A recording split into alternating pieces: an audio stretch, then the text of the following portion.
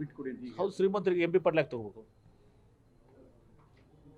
ಆಯ್ತು, ನನ್ನ ಒತ್ತಾಯನೂ ಕೂಡ ಯಾರು BPL ಕಾರ್ಡ್ ಅದ ಹೋಲ್ಡರ್ಸ್ ಅದಾರ, BPL ಕಾರ್ಡ್ ಅದಾರಲ್ಲ, ಆ BPL ಕಾರ್ಡ್ಸ್ ಮಾತ್ರ ಇದಾರ ಅವ್ರಿಗೆ ತೊಗೋಬೇಕು. ಶ್ರೀಮಂತರು ಯಾಕೆ ತೊಗೋಬೇಕು? BJP ಶ್ರೀಮಂತ ತೊಗೊಂತಾರೆ.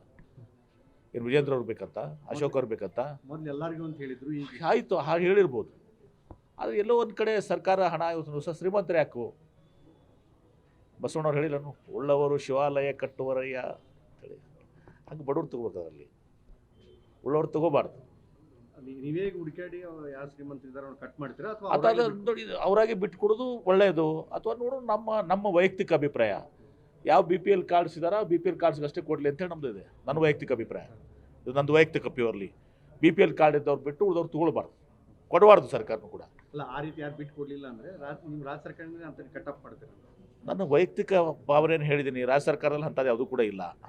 ಏನು ರಾಜ್ಯ ಸರ್ಕಾರ ಮುಂದೆ ಅಂತ ಯಾವುದೂ ಪ್ರಸ್ತಾವನೆ ಇಲ್ಲ. ಅದು ನನ್ನ ವೈಯಕ್ತಿಕ ಶ್ರೀಮಂತರು ತೊಗೋಬಾರ್ದು, MP ಪಾಟೀಲ್ ತೊಗೋಬಾರ್ದು. ಆಮೇಲೆ ಇದನ್ನು ಕೇವಲ BPL ಕಾರ್ಡ್ ಹೋಲ್ಡರ್ಸ್ ಎಲ್ಲ ಅವ್ರಿಗೆ ಇದು ಮಾಡಬೇಕು.